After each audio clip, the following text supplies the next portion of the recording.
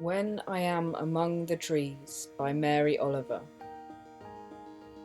When I am among the trees, especially the willows and the honey locust, equally the beech, the oaks and the pines, they give off such hints of gladness.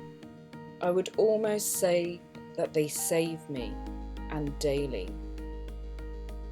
I am so distant from the hope of myself, in which I have goodness and discernment, and never hurry through the world, but walk slowly and bow often.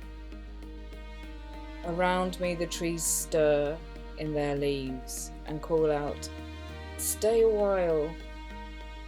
The light flows from their branches.